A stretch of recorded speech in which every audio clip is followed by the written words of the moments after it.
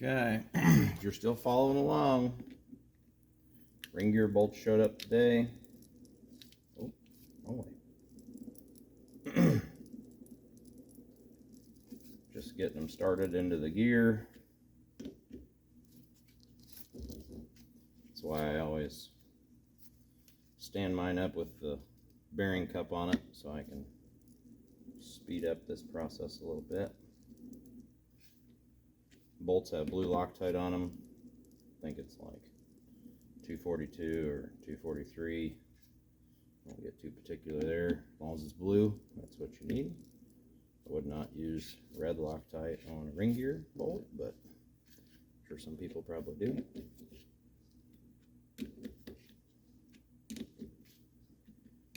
I've already set this gear on the carrier, or I would be crisscrossing my pattern. I'm just getting my initial snug up done.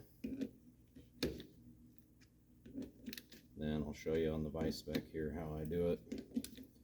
If you have an H-frame press, you can make this a lot easier and just set this in the press with a block of wood, engaging your gear face and press down on the cross shaft, and you can torque them all without having to move it. Pretty handy way to do it, but I don't have an H-frame press in here, so we're doing it this way.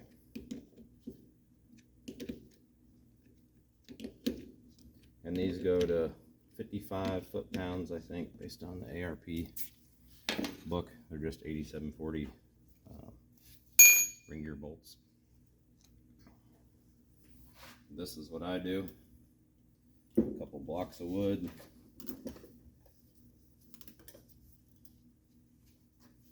Don't have to bite it in there super tight. Like 55 foot-pounds isn't a ton, so make sure you can see that well enough.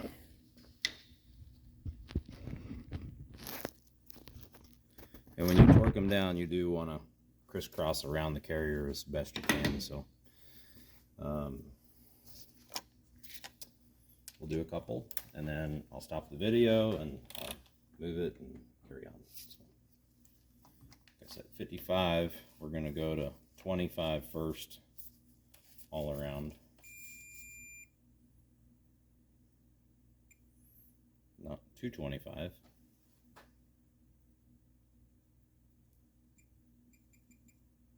A little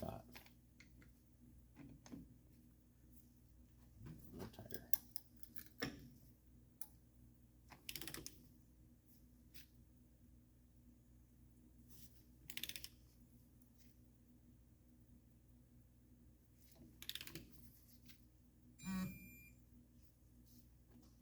Five. Jump to the other side.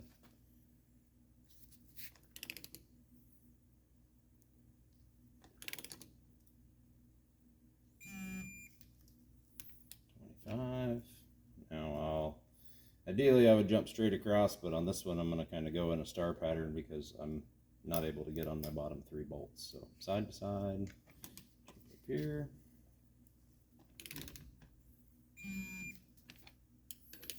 The 25 is not a super critical on your pattern. You just want to make sure you get the gear pulled down square. That's the main concern. And like I said, I've already got this gear set on here. I used a couple of old bolts to get it started and then tapped it on. I don't like reusing old bolts, especially for a new setup. It's not like, you know, leftover chili. You can't reuse ring gear bolts very well. They don't get better second and third time around. I'll show you why here in a second. Double check all my bolts I can get to.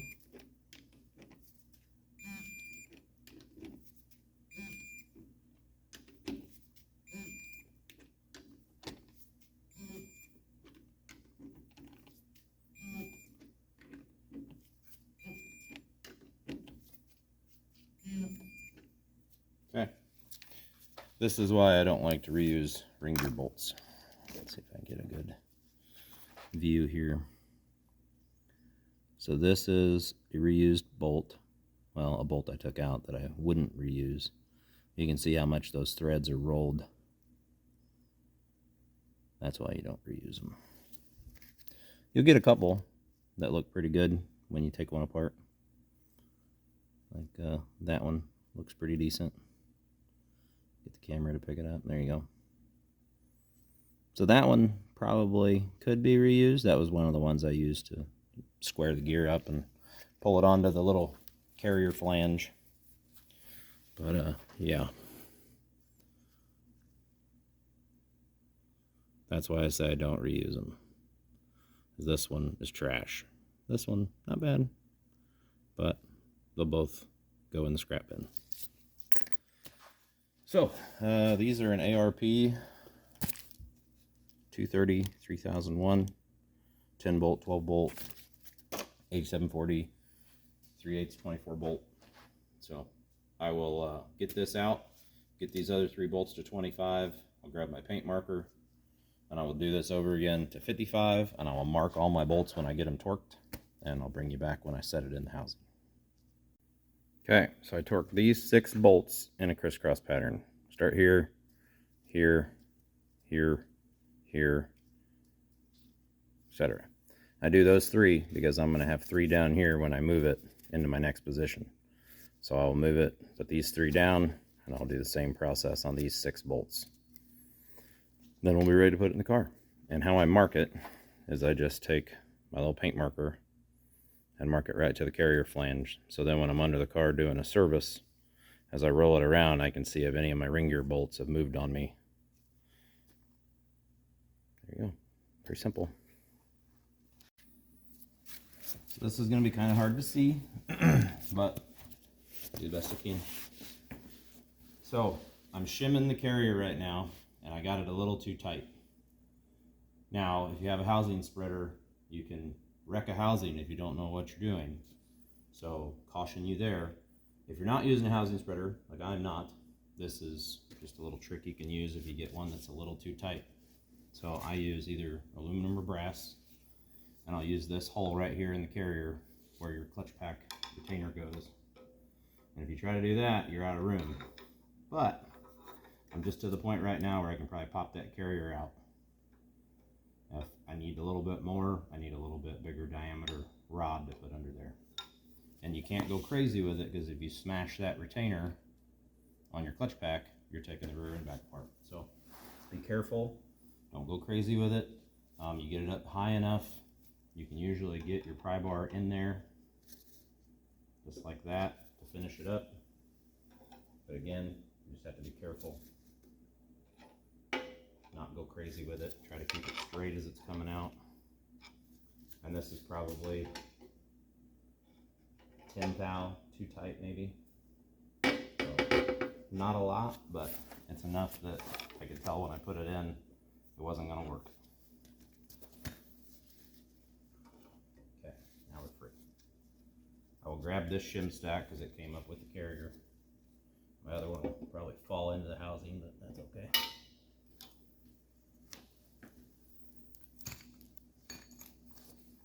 So what I do when I'm initially setting one up blind is I will set the carrier in there, and I will shim this side until I get close to the amount of backlash I think I want. So in this one, I'm going to set it up around 5-6 thousandths. With that, it's going to open up as the gear breaks in, the coating comes off the pinion and the ring. So I'm going to shoot for 5 to 6, and I want my 10 inch-pounds of carrier bearing preload. So I start with this shim pack, shoving the gear over this way until I get about the right backlash. Then I will see what I can fit in this side, initially make up a stack, put it in, and see what I have for rotational torque. Typically it's loose, then you add 10 or you add 20, and that's where I'm at right now. So I added 20, it was too tight. I'm going to take that pack apart, put 10 in it, and see where I'm at. So you just get to follow along for the ride. Try to give you the best view I can. Once I get it set back in there, I can rotate it up and put it on the jack, and you'll be able to see it better.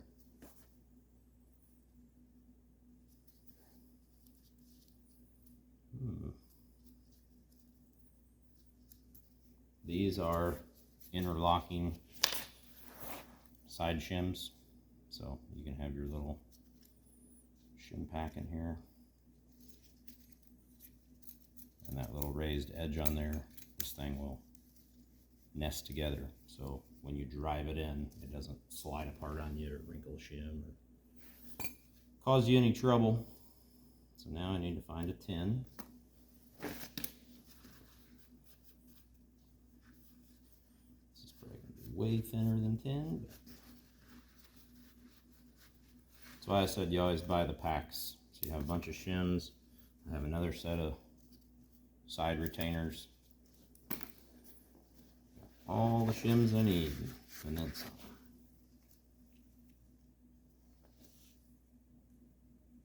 I'll be damned. 10 on the money. Okay.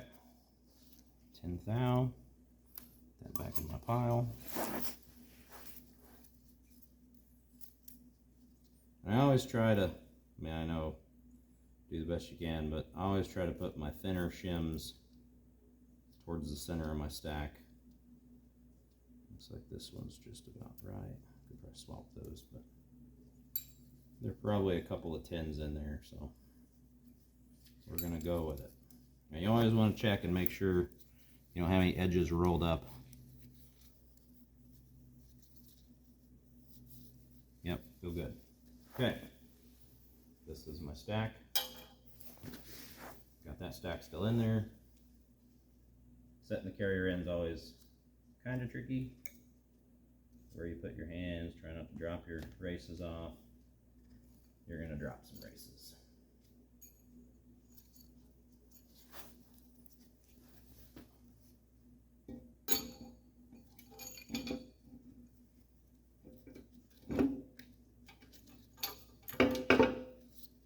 Okay.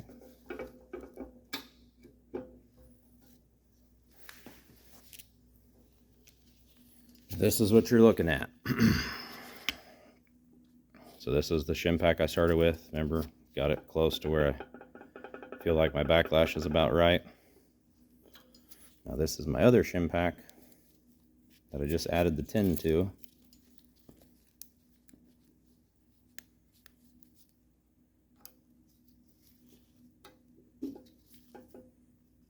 And if you can push that in by hand, I can tell you right now it's too loose. You're not going to have the preload you need. So it's normal to get it in about halfway or so, and then you need to finish it up with driving it in. So I'm going to give it a couple of taps just to kind of hold it.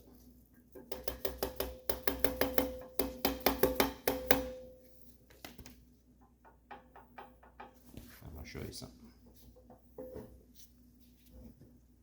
Now that thing's got enough preload on it to hold it without falling out. So I'm not worried about it smashing my foot. So now, I think I'm pretty close. I'm going to go ahead and finish that pack.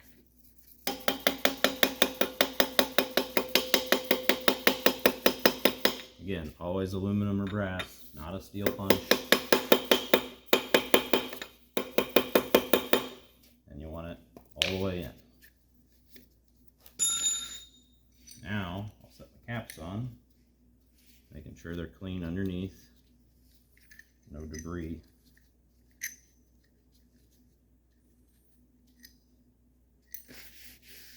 One other little tip I'll give you here in a second is making sure you don't get your caps out of order, side to side, inside out. If you take a rear end apart that somebody has had a rebuild done on before you got in there, chances are you will see this. It's usually a good sign that whoever was in there before knew what they were doing, or at least knew somewhat of what they were doing. So if you see on these caps here, there's two little dots somebody put with a punch. If you look right here, that matches up. Look over here, there's one. So you don't get your caps crisscrossed. And it's in the bottom of the cap, bottom of the housing. There is no markup here. These caps are a one-way deal. You see the rounded side is towards the axle end. The flat side is towards the carrier. That's the same on both. That's pretty standard on any GM rear end, 12 bolt, 10 bolt, 8.5, 7.5, yada, yada, yada. Similar setup in all of them. So now, I can't remember off the top of my head what a 12 volt cap torque is. 60 pounds or 50 pounds? I'll have to look it up. We're not quite at that point yet, but we're getting there.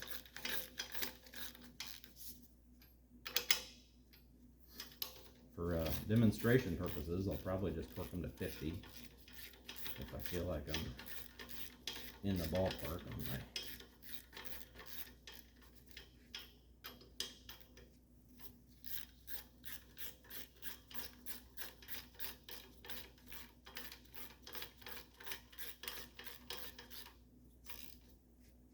Okay, that's just a double check to make sure your shims are pulled all the way in. Everything's good. Now I can get an honest backlash check.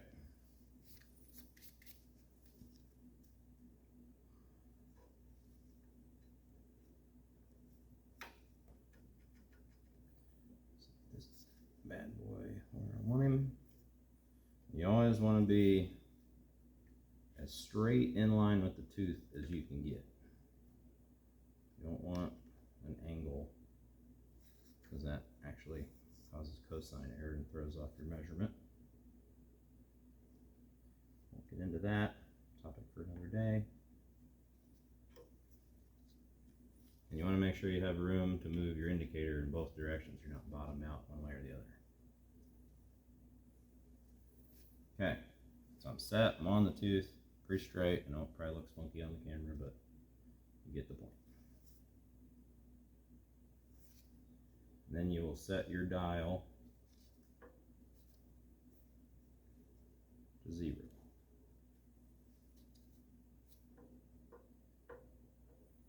So that's right at 10 thou backlash. That's too loose.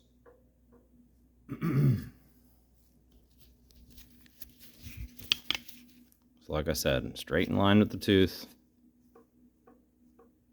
And I want this thing to be 5 or 6.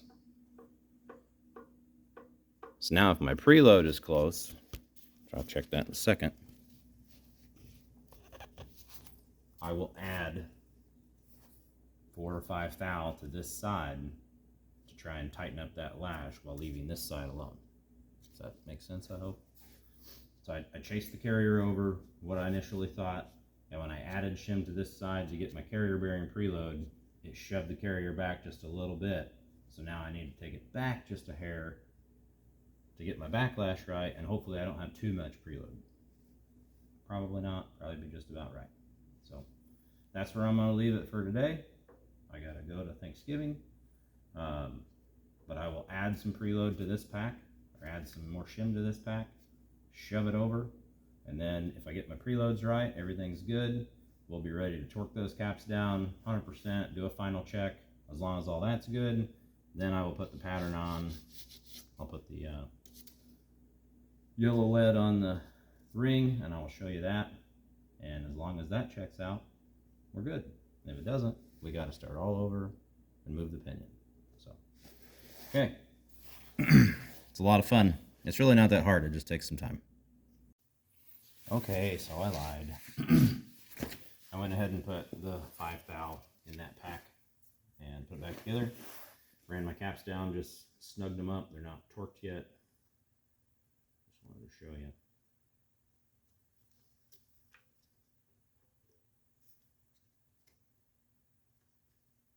This is where I want it.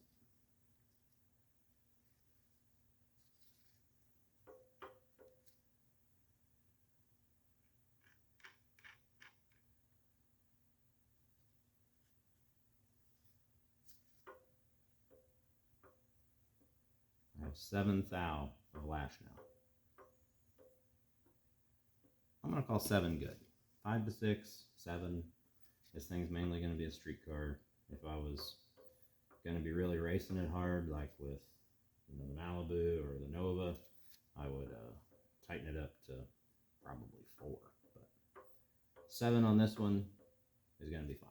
The looser your lash, the less heat the gear is going to make where it meshes. So, but it's also the weaker setup. Like say you have 20 thousandths of backlash, you could knock the teeth right off the pinion or off the ring. So lash is very critical. Don't want to undersell that and think, oh, I've got 15 thou, that's going to be fine. That's probably not what you want. So check with the gear manufacturer, check the rear end setup, go from there. But 7 thou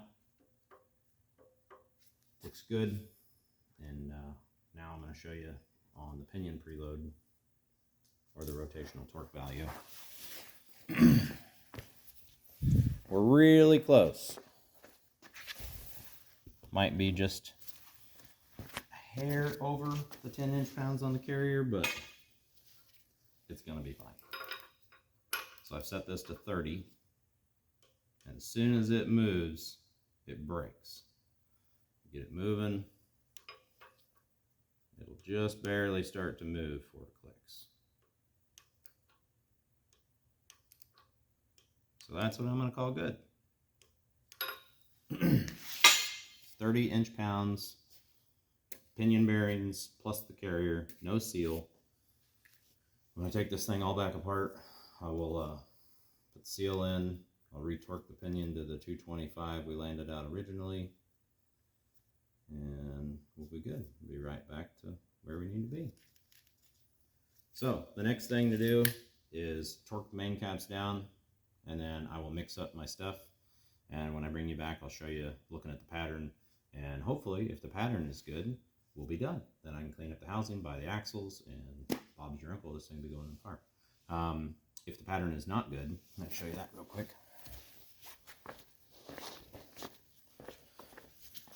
Oh, let's see here.